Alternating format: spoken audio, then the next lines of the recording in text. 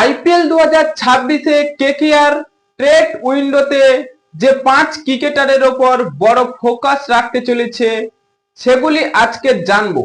হ্যাঁ বন্ধুরা, কোন 5 ক্রিকেটার কেকেআর এর নজরে রয়েছে তা সম্পূর্ণ জানবো আজকের ভিডিওতে। তার আগে কেকেআর এর ফ্যান হলে ভিডিওটিকে করো লাইক এবং ভিডিওর কমেন্ট বক্সে লিখে জানিয়ে দাও আমি কেকেআর। হ্যাঁ বন্ধুরা, কেকেআর এর যে প্রথম লক্ষ্য সেই ফিল সল্ট, কারণ তিনি 2024 সালে যে দুর্দান্ত পারফরমেন্স, তাই 2025 সালে তাকে রিটেন না করায় অনেকটাই ভুগতে হয়েছে কেকেআর। তাই কেকেআর চাইছে সেই ফিল সল্টকে আবার ফিরিয়ে আনতে। তার সেই ওপেনিং জুটিতে কেকেআর এর রং বদলে দিতে পারে 2026 সালে বলে মনে করা হচ্ছে। এবং 2 নম্বরে রয়েছে সেই রাজস্থান রয়্যালসের পরিচিত সেই সঞ্জু স্যামসন। হ্যাঁ বন্ধুরা, সঞ্জু স্যামসন যদি কেকেআর দলে আসে তাহলে অনেকটাই শক্তিশালী পাবে, কারণ উইকেট কিপিং, ক্যাপ্টেন ও ব্যাটিং এর দক্ষতা তো রয়েছে। তাই কেকেআর 3টি ফরম্যাটের দিক থেকে এই সঞ্জু স্যামসন একেবারে দক্ষতা। তাই কেকেআরও চাইছে এই সঞ্জু স্যামসনকে তাদের দলে আনতে। এবং 3 নম্বরে রয়েছে সেই পরিচিত ক্রিকেটার সেই কেএল রাহুল। হ্যাঁ বন্ধুরা, সূত্রের খবর নাকি কেএল রাহুলকে 25 কোটি টাকা দিয়ে তারা দলে আনতে চাইছে। কেনই বা চাইবে না?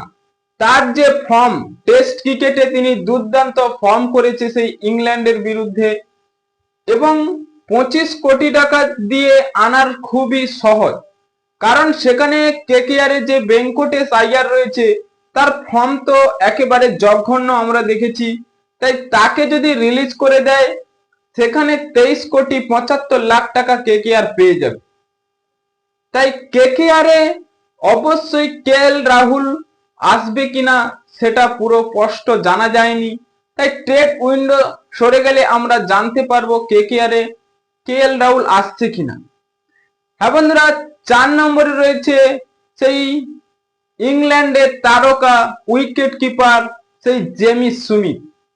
হ্যাঁ বন্ধুরা, এই জেমি স্মিথ তিনি টেস্ট ম্যাচে যা খেলছে, তিনি যেন টেস্টকে পুরো টি20 ম্যাচ পরিণত করছে। এবং তিনি যদি টি20 ক্রিকেটে এমন প্রদর্শন দেখায় এবং আইপিএল এ যদি এসে কেকেআর এর এমন বিধ্বংসী ব্যাটিং করে তাহলে কেকেআর অনেকটাই অ্যাডভান্টেজ পেয়ে যাবে। সর্বশেষ যে ক্রিকেটার কেকেআর ট্রেন করবে তিনি হলেন সেই ইংল্যান্ডের যিনি ক্যাপ্টেন করছে সেই বেন স্টোকস। তিনি গত মরশুমে কোনো ফ্র্যাঞ্চাইজির খেলেনি, এবার কেকেআর সেই বেন স্টোকসকে চাইছে, কারণ তার সেই টি20 ফরম্যাটে খেলার এবং আইপিএল এর যে দক্ষতা রয়েছে সেটাকে এবার কেকেআর চাইছে, তার পারফরমেন্স ভালো। তাই কেকেআর অবশ্যই নিতে চাইছে এই বেন স্টোকসকে।